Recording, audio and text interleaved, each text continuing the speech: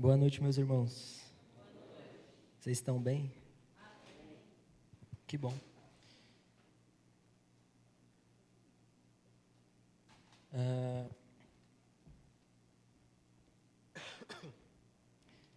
Bem interessante, né? Essa época de final de ano. Tirando a parte onde todo mundo some, igual o pastor falou. Mas é bem interessante. Eu gosto bastante dessa época. Mas eu tenho amigos que gostam mais. Tipo a Jamily. Mas é bem engraçado ver, né? Que a gente já está no final do ano. Daqui a pouco nós já estamos em 2026. E ano que vem é um ano importante, né? Um ano que a gente fica bem emotivo, principalmente nós brasileiros, né? Nós pesquisamos, vemos notícia, tudo, porque ano que vem é ano de Copa do Mundo, né? Poucos pegaram a piada, mas beleza. E aí, né, igual a gente estava falando com o Orlando, ano de Copa do Mundo é sempre a mesma coisa, né? O Brasil vai lá, faz umas cagadas, né? Aí a gente fala, nossa, a próxima Copa eu não vou ver nada dessa seleção. Aí chega assim, pô, nós já se ilude tudo de novo, e aí é o ciclo, repete, parece igual Israel no ciclo de Juízes, né? É a mesma coisa. A gente se ilude, se decepciona, depois na próxima Copa tá nós de novo lá. Tá. Então, bem engraçado porque eu juro para vocês que não foi nada combinado, mas desde das canções que nós cantamos, a palavra que o pastor Ismael trouxe no momento de generosidade, e vai ser bem do que eu quero falar. Acredito que essa época de Natal colaborou para isso, né? Então, eu estou falando demais. Vamos abrir a Bíblia. Abre comigo aí em Isaías 9.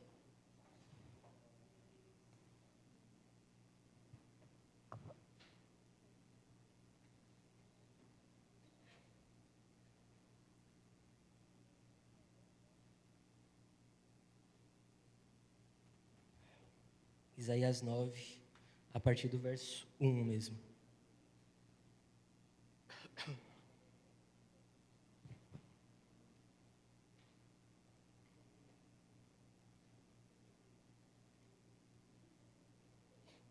Diz assim: esse tempo de escuridão e desespero, no entanto, não durará para sempre. A terra de Zebulon e de Naftali será humilhada, mas no futuro a Galileia dos gentios, localizada junto às estradas entre o Jordão e o mar, se encherá de glória. O povo que anda na escuridão verá grande luz. Para os que vivem na terra de trevas profundas, uma luz brilhará.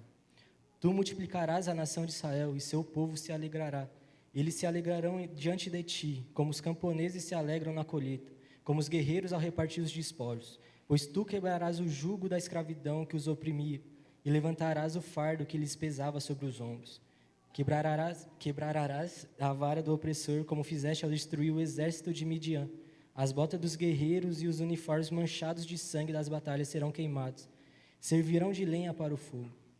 Pois um menino nos nasceu, um filho nos foi dado, o governo estará sobre os seus ombros, e ele será chamado de maravilhoso conselheiro, Deus poderoso, Pai eterno e príncipe da paz. Seu governo e sua paz jamais terão fim. Reinará com imparcialidade e justiça no trono de Davi para todo o sempre. O zelo do Senhor dos exércitos fará com que isso aconteça. Essa é a palavra do Senhor. Amém? Pai, muito obrigado, Senhor, por essa comunidade, por essa reunião.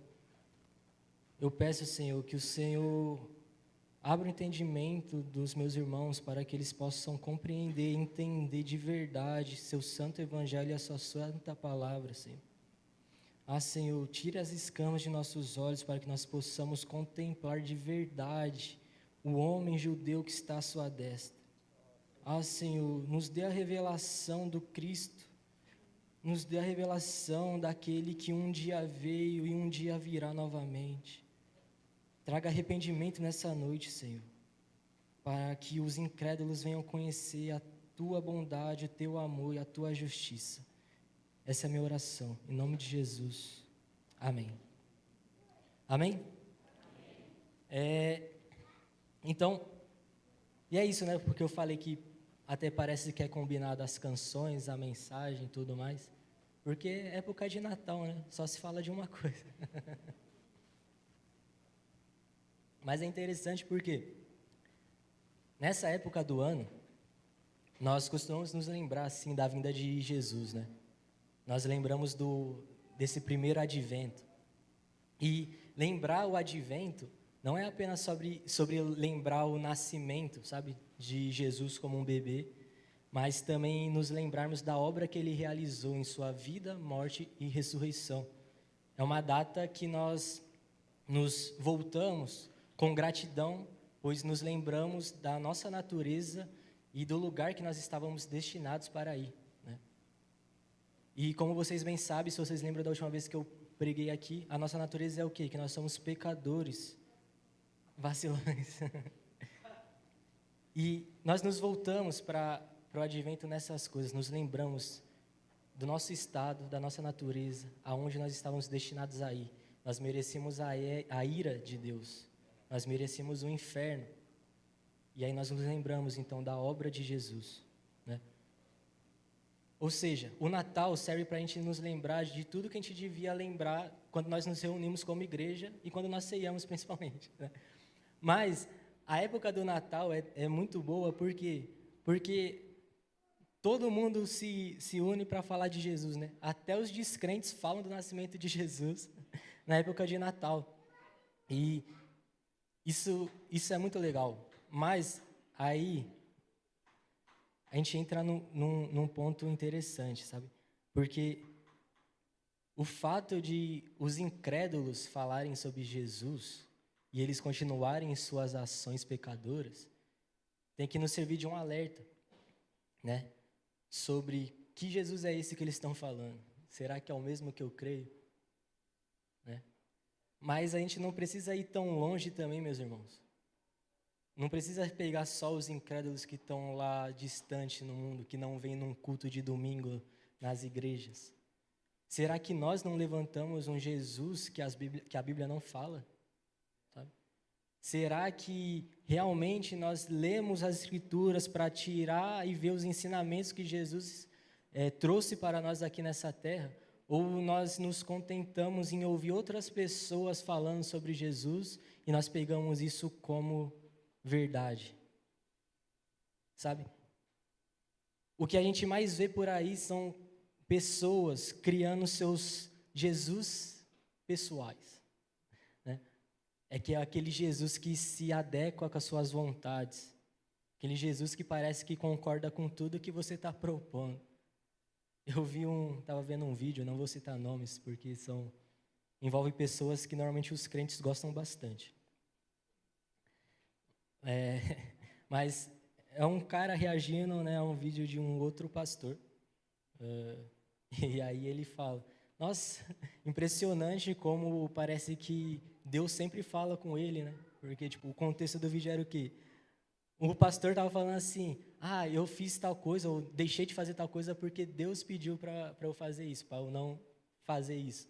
Aí esse pastor que estava reagindo, ele fala, eu queria escutar Deus igual ele, parece que toda ação que ele faz é Deus falando com ele.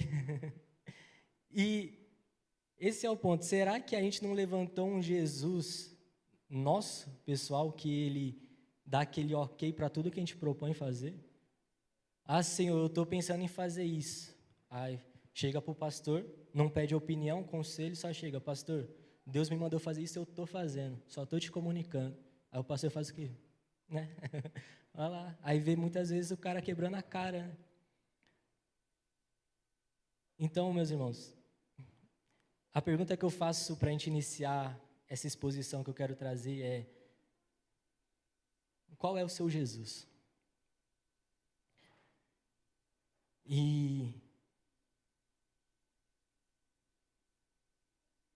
as Escrituras, elas nos trazem muitas informações sobre os ensinamentos e características, né, atributos sobre Jesus. Hoje eu quero trazer só alguns pontos sobre Jesus, embora tenha muitos na Bíblia inteira, mas eu vou trazer só alguns por conta do nosso tempo e porque eu acredito que você vai ler mais em casa, né, a respeito de Jesus, por favor. Inclusive, eu não trouxe aqui, mas tem um livro ali atrás muito bom, chama Excelências de Cristo, tá? Se você puder, quiser, pode comprar.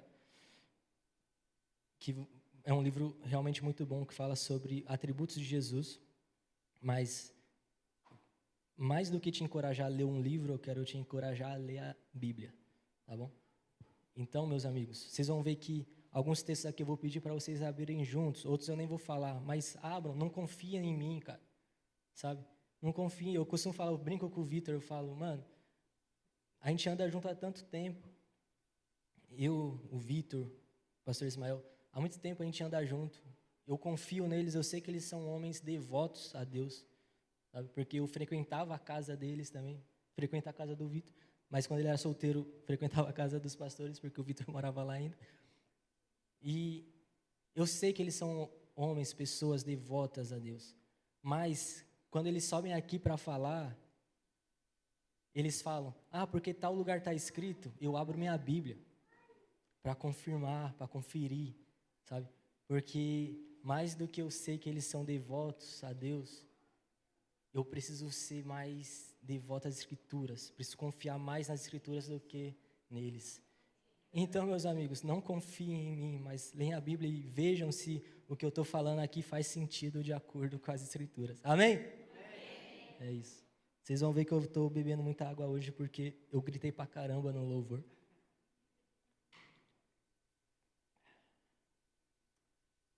Então, abre comigo em Filipenses 2. Então, como eu falei, a gente vai ver alguns pontos sobre Jesus que a Bíblia nos traz, que eu achei importante a gente trazer, para você conhecer um pouco mais desse Jesus do que a gente tanto fala, prega e canta aqui, principalmente nesse tempo de Natal. Então, Filipenses capítulo 2, versículos 5 a 8. Olha, bonitinho, todo mundo abrindo a Bíblia agora. Vou até esperar um pouco.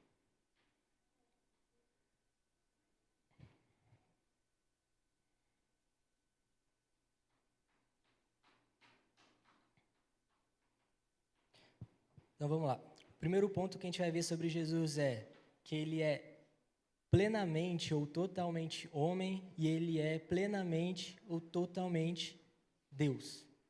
Certo? Filipenses 2,5 diz: tenham a mesma atitude demonstrada por Cristo Jesus, embora sendo Deus, não considerou que ser igual a Deus fosse algo a que se devesse se apegar.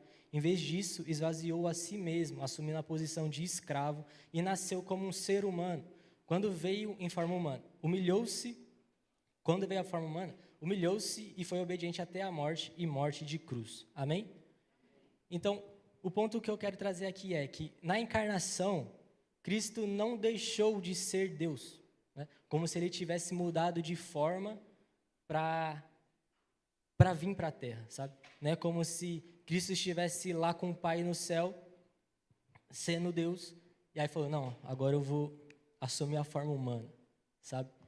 Não é isso que as Escrituras dizem. Jesus, ele é totalmente, ou seja, ele é 100% Deus, e ele é totalmente, ou seja, 100% homem. Essa é a beleza da dupla natureza de Cristo, sabe? E pode parecer confuso, né? Porque você faz as contas, ué, como assim? 100% mais 100% não fecha? Bom, muitas coisas quando a gente estuda teologia, você vai ver que não vai fechar, você precisa aceitar e se contentar com isso. Mas esse é o ponto que a gente precisa entender. Primeiro ponto sobre Jesus. Ele é 100% Deus, 100% homem, né? O Filho, ou seja, Jesus pode permanecer Deus enquanto também é um ser humano, né? E por que isso é tão importante para nós? Nós precisamos entender a questão da dupla natureza de Cristo para entender que somente Jesus poderia ser aquele que morreria pelos pecados da humanidade. Somente Jesus. E por que só Jesus? Pelo fato dele ter essa dupla natureza, por ele ser plenamente homem, plenamente Deus. para ser aquele homem-deus que a gente tanto canta, sabe? E por quê? O pecado entrou no mundo através de quem? Do homem, certo? O homem, aqui eu me refiro à humanidade, beleza? Então, desde que o pecado entrou no homem, o que aconteceu? O povo, de tempos em tempos, devia o quê? Fazer o quê? Apresentar sacrifícios expiatórios a Deus, para que houvesse paz entre Deus e o homem, até um certo tempo que eles deviam fazer outro sacrifício, né? E esse é o ponto. Mas, tipo, para que a humanidade fosse, de uma vez por todas, liberta da escravidão do pecado, alguém precisaria pagar o preço do pecado, né? E esse preço do pecado é o que? A morte, certo? E somente alguém que deveria ser homem poderia morrer por pagar esse preço, porque um homem, né, cometeu o pecado contra Deus, certo? Vocês estão comigo até aqui? Só que um homem, um simples homem mortal, não poderia suportar o juízo que cairia sobre ele. Então, esse alguém que devia pagar pelo preço do pecado, ele também devia ser alguém divino, ele devia ser Deus. Por isso que aí entra Jesus na história da redenção, porque Jesus, sendo 100% homem, 100% Deus, ele poderia morrer pagando o preço do nosso pecado.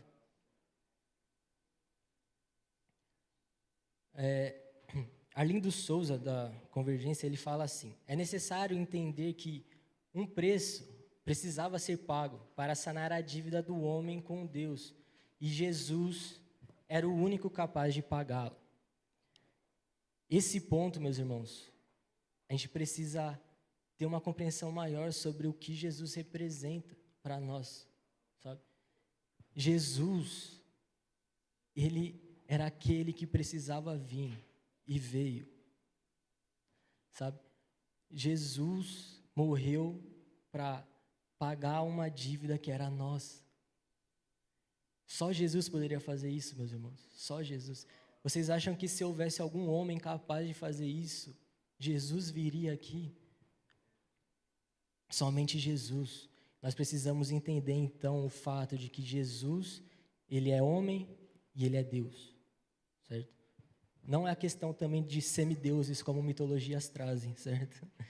Mas Jesus, ele é totalmente homem, totalmente Deus. Vocês estão comigo?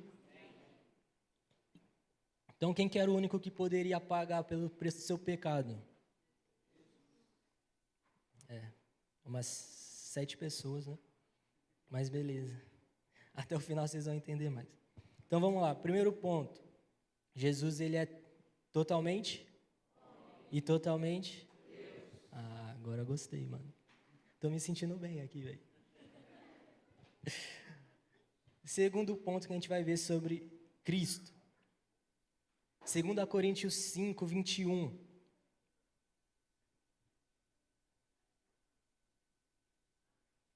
Pois Deus fez de Cristo, aquele que nunca pecou, a oferta por nosso pecado, para que por meio dele fôssemos declarados justos diante de Deus. Segundo ponto, ligando um pouco com o fato de Jesus ser totalmente homem, totalmente Deus, é de que ele é o nosso Redentor. Jesus foi aquele que pagou o preço pelos nossos pecados. Ele removeu tudo que se colocava entre Deus e os seres humanos e acertou nossa situação diante de Deus, sabe? Através da obra de expiação de Cristo, nós agora podemos nos relacionar novamente com o Pai. E isso, meus irmãos, deve ser aquilo que nos traz grande paixão por Cristo, sabe? E aqui que eu vejo onde nós erramos muitas vezes em cair em normalidade do que aconteceu. E nós não podemos fazer isso. Alessandro Matos falou, quando ele estava aqui, sobre como os demônios tremem a Jesus, ao nome de Jesus, e nós não. Isso precisa mudar, meus irmãos. Sabe, Jesus é aquele que veio para te salvar, e você, ao ouvir o nome dele, você age normalmente. Isso não pode acontecer, sabe? Quando nós nos reunimos para falar de Jesus, tudo isso aqui devia vir à nossa memória, sabe? O fato de que Ele é Deus e Ele escolheu vir aqui, encarnar aqui na terra para salvar-nos, sabe? O fato de que Ele foi nosso Redentor, Ele que veio pagar o preço que nós deveríamos pagar, e nós ouvimos o nome de Jesus, e parece que nada muda, meus irmãos. Nós não podemos perder a paixão ao ouvir o nome do nosso Senhor. Que Deus nos livre disso, meus irmãos. Nós não podemos perder o zelo, como foi falado aqui, ao ouvir o nome de Jesus. Nós não podemos, meus irmãos, cair como comodismo, sabe? Só de cumprir tabela, sabe? Cumprir escala, só de vir aqui todo domingo, porque isso se tornou cultural. Que o Senhor tenha misericórdia de nós, meus irmãos. Que nós possamos hoje ter a revelação plena de quem Jesus é, a fim de transformar tudo que ocorre dentro de nós.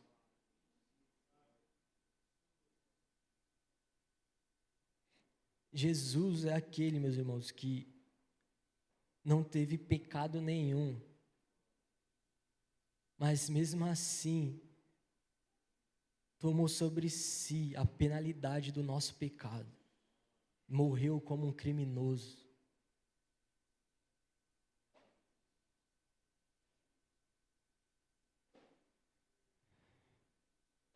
Jesus, na sua vida, sua morte, ressurreição,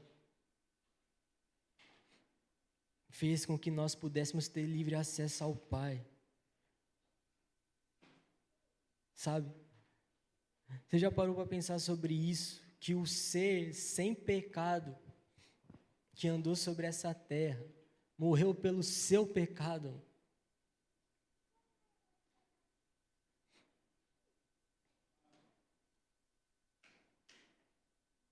E nós lemos sobre isso. Como que nós respondemos à obra de Jesus? Não buscando conhecer aquele a quem realizou. Esse é o ponto. Nós estávamos condenados ao inferno. Ninguém poderia pagar o preço do pecado. Jesus veio, o único que poderia, e morreu pelos nossos pecados. Mesmo sendo santo, sem pecado, Ele morreu pelos nossos pecados. E nós não nos empenhamos em nem conhecer a Ele.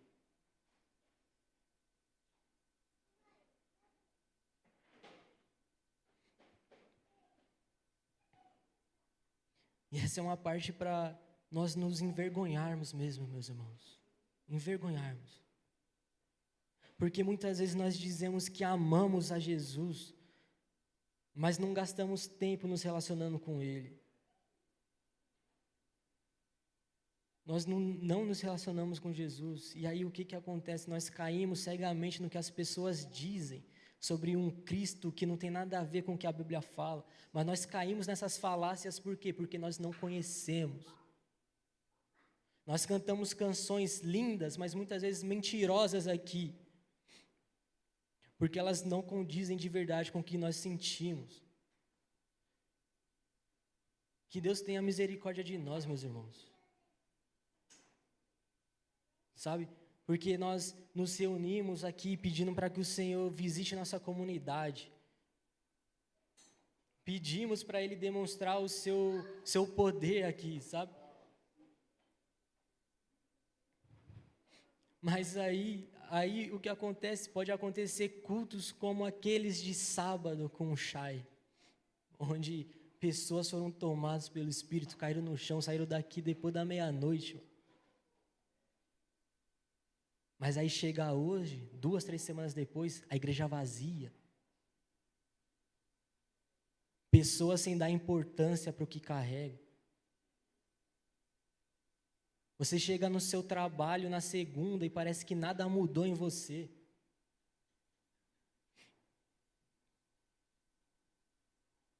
Nós precisamos que a obra que Cristo realizou faça efeito em nós, sabe? Porque quando ela faz o efeito que deveria em nós, há arrependimento, há transformação de atitude.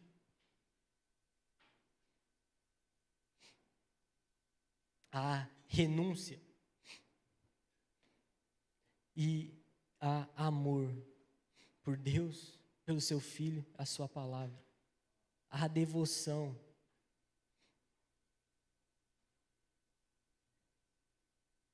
Eu te pergunto, meus irmãos, vocês realmente conhecem Jesus?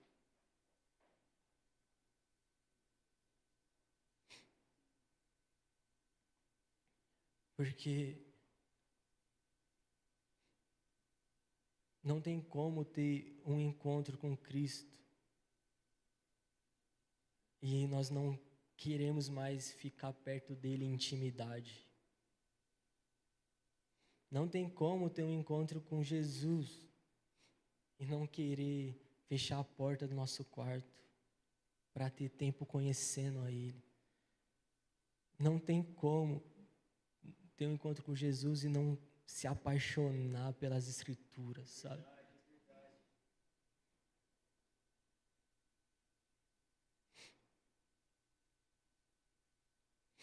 E esse é o ponto, meus irmãos. Jesus, como o nosso Redentor, veio nos salvar, a fim de que pudéssemos voltar a nos relacionar com um Deus Criador. Deus deseja se relacionar com a sua criação. Deus deseja se relacionar conosco. Mas o que nós estamos fazendo para isso?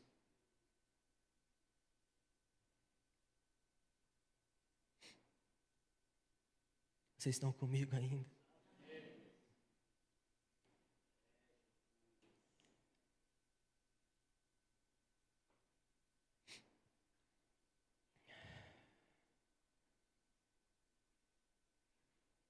Mas um ponto que eu quero trazer sobre Cristo.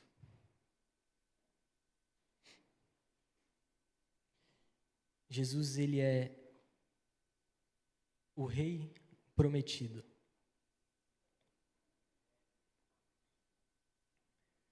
Abre comigo em Daniel 7. Sabe, Jesus, ele é esse ser totalmente homem, totalmente Deus. O único que poderia vir para pagar o preço pelos nossos pecados. Jesus é nosso Redentor, aquele que veio pagar o preço dos nossos pecados, a fim de nos fazer ligar de volta ao Pai em relacionamento, intimidade. Jesus é aquele ao qual promete que vai vir e reinar na terra. Daniel 7, versículo 13.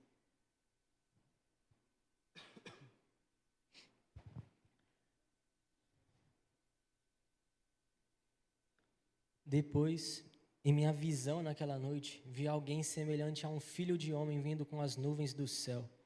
Ele se aproximou do ancião e foi conduzido à sua presença. Recebeu autoridade, honra e soberania para que os povos de todas as raças, nações e línguas lhe obedecessem. Seu domínio é eterno, não terá fim, seu reino jamais será destruído. Deus firmará o seu trono para sempre. Ele é um Messias tão aguardado pelos judeus, aquele que tem um poder para libertar o povo e conduzi-lo a uma vida de paz. Há uma promessa de que ele virá mais uma vez, meus irmãos. Lembra? O primeiro advento de Cristo nos faz olhar para o segundo.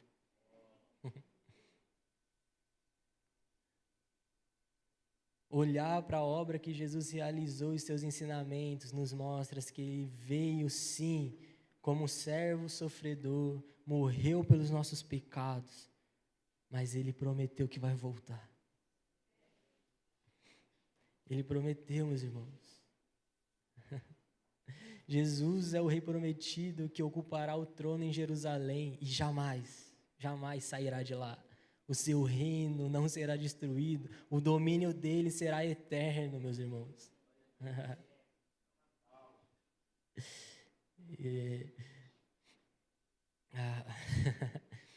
Art Katz diz que a questão não é quando o Senhor voltará, mas a fidelidade do Deus que prometeu voltar. Esse é o ponto, meus irmãos. Nós não precisamos ficar preocupantes em saber o dia exato da vinda de Jesus. A gente precisa saber o quê? Que o Deus que prometeu que Ele ia voltar é um Deus fiel e verdadeiro. Deus, Ele é fiel à sua palavra, e se Ele prometeu que Jesus vai voltar, nós precisamos o quê? Esperar com grande expectativa pelo dia do Senhor.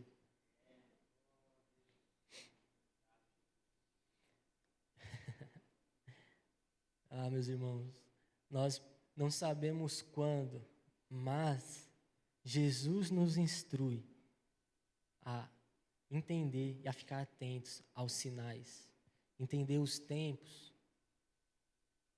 sabe? Nós precisamos ver que tem algo de errado acontecendo quando muitos governos do mundo, incluindo a nossa,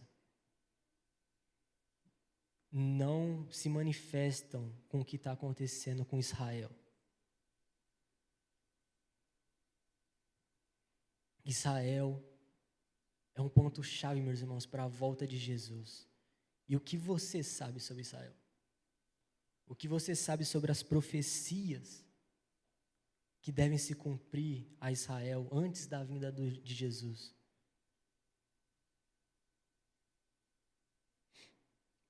Nós não sabemos o dia, meus irmãos, mas nós precisamos estar atentos aos sinais, para que nós não sejamos pegos de surpresa quando Jesus voltar, quando nós olharmos para o céu, assim como Daniel viu alguém semelhante ao Filho de Homem vindo sobre as nuvens.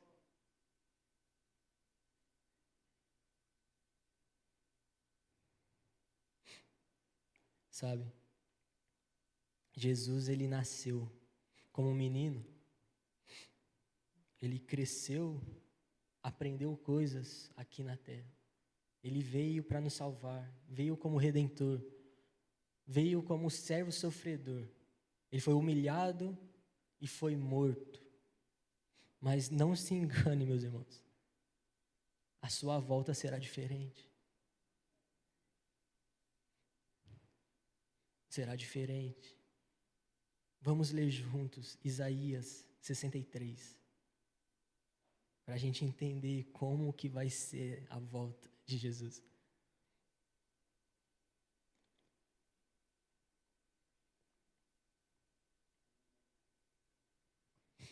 Isaías 63, verso 1.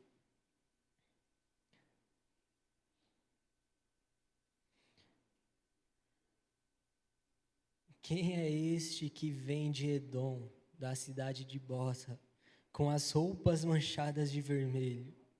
Quem é este vestido de trajes reais, que marcha em sua grande força? Sou eu, o Senhor, anunciando sua justiça. Sou eu, o Senhor, poderoso para salvar. Porque suas roupas estão vermelhas, como se você tivesse pisado uvas. Pisei uvas sozinho no tanque de prensar. Não havia ninguém para me ajudar. Em minha ira, esmaguei meus inimigos como se fossem uvas. Em minha fúria, pisoteei meus adversários. Seu sangue manchou minhas roupas.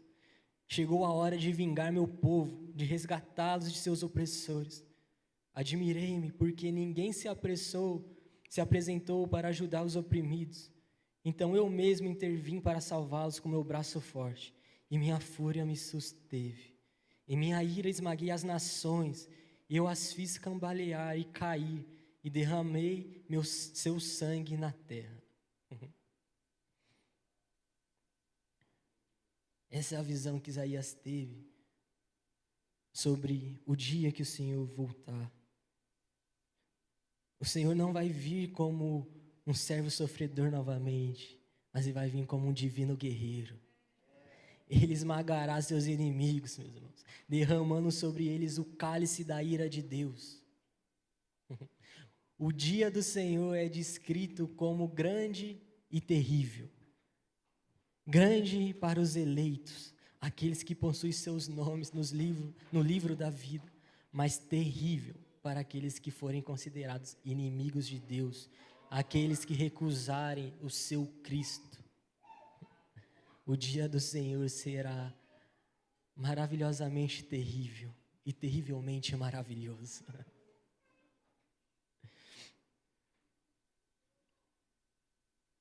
Sabe, meus irmãos, aprender sobre Jesus, aprender essas questões, saber quem Jesus é, saber o que falta para o seu retorno, saber como será seu retorno, como será seu governo. Nós precisamos ansiar essas coisas se nós nos consideramos servos do Senhor. Por isso eu te pergunto mais uma vez, meus irmãos, qual é o Jesus que você conhece?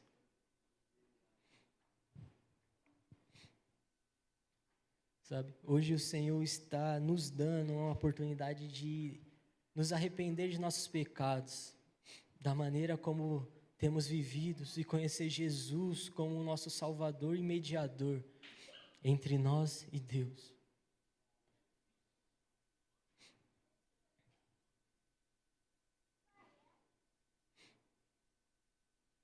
Sabe, para nós encaminharmos para o final, eu quero só falar mais uma coisa.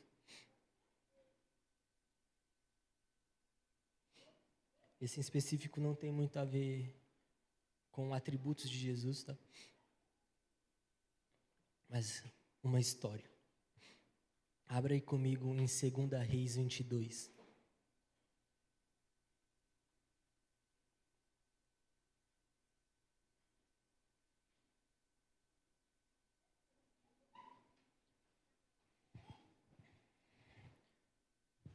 Segunda Reis 22, verso 8.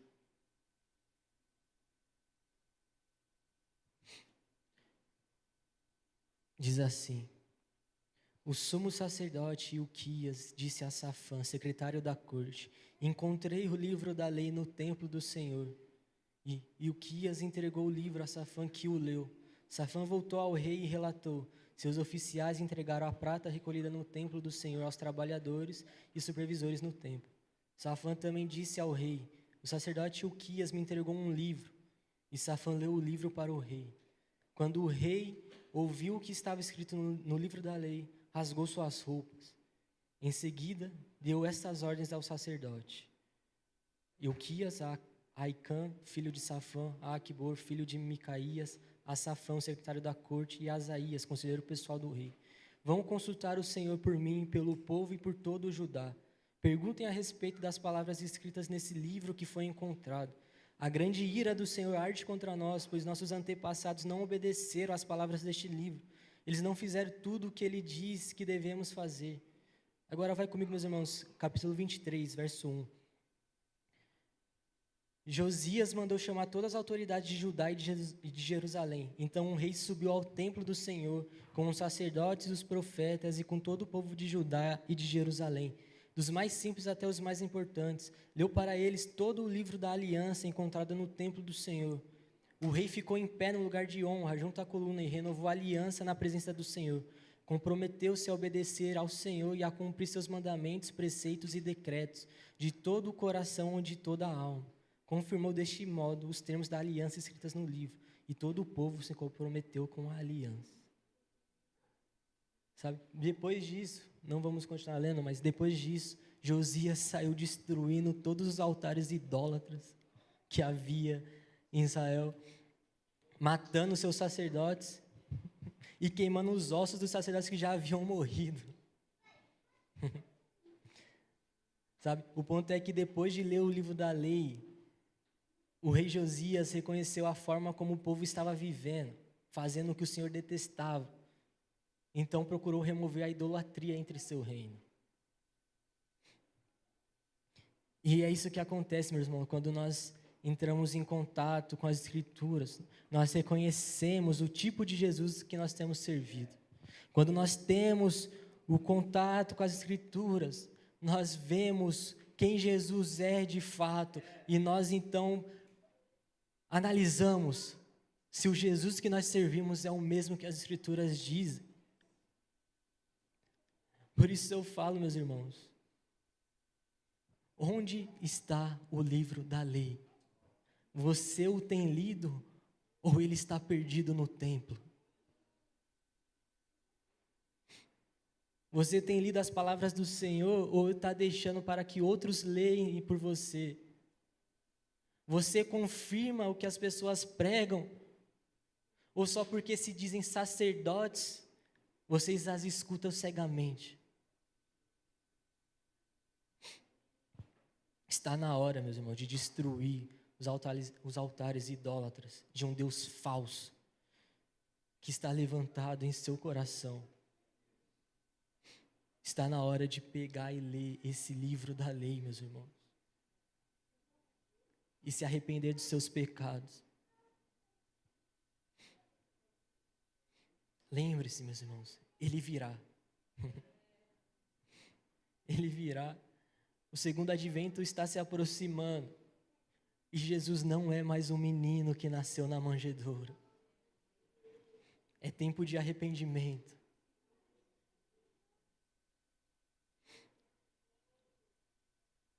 Vitor Vieira diz que o chamado ao arrependimento é importante à luz do retorno de Jesus, que se apresenta como um ladrão que vem sem avisar. Vocês precisam se arrepender, meus irmãos. Vocês precisam reconhecer Cristo como seu Salvador e seu Senhor. Porque é tempo de arrependimento ainda. Para que você não seja pego de surpresa no dia do Senhor.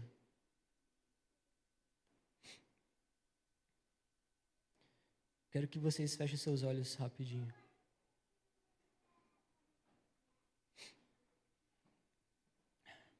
Com os olhos fechados, eu quero ler um relato de Art Katz.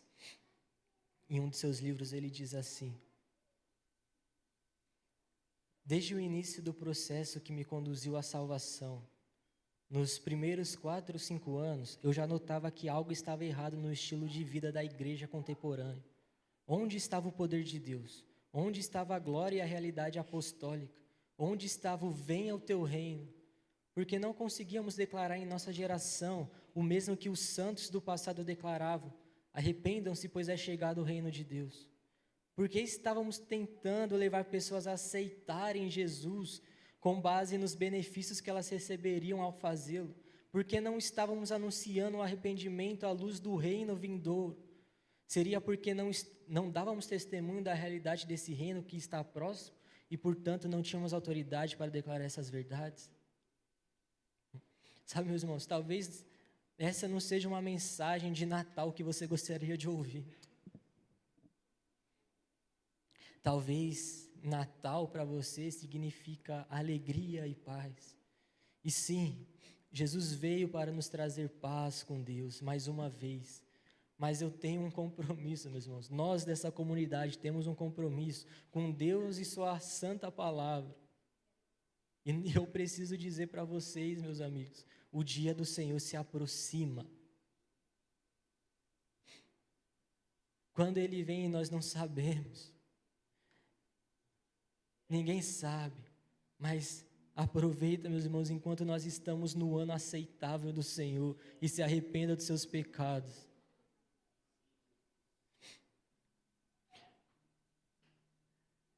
Deus chama todos ao arrependimento, pois determinou um dia no qual julgará as nações por sua ínfame rejeição a Ele. Meus irmãos, Jesus, Ele que é totalmente homem, totalmente Deus, Ele que veio morrer e pagar o preço pelos nossos pecados, Ele que voltará um dia, pisando em seus inimigos, que mancharão o seu manto de sangue. Ele vai voltar, meus irmãos. Lembre-se que o dia do Senhor é grande e é terrível. Como o dia do Senhor é hoje para você?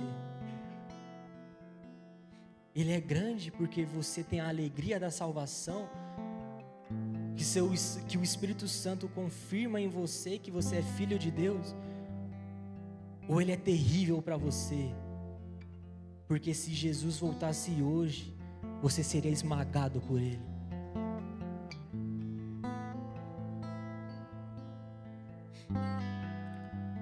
Sabe, não tem mais nada que eu possa falar, meus irmãos. Jesus já veio para que você pudesse ter acesso ao Pai. Agora eu quero convidar você a se colocar diante dele, se arrepender dos seus pecados, meus irmãos, pedir para que o Senhor escreva seu nome no livro da vida. É tempo de você destruir os altares idólatras que você levantou, de um Jesus que não é o Jesus das Escrituras.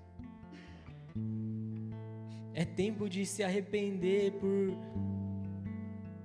por não prezar por relacionamento com o Senhor. É tempo de se arrepender por aqui no culto público expressar uma devoção, mas saindo daqui nada mudou.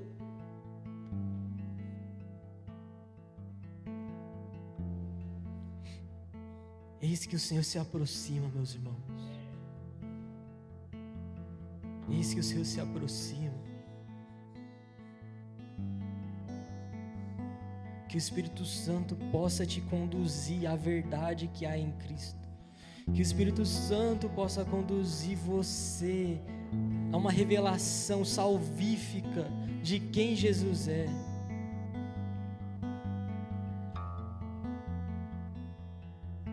Que o Espírito Santo venha abrir seus olhos, seus entendimentos, meus irmãos. Que o Espírito Santo venha confirmar no seu espírito que você é chamado de filho de Deus. Arrependam-se, meus irmãos, pois é chegado o reino de Deus.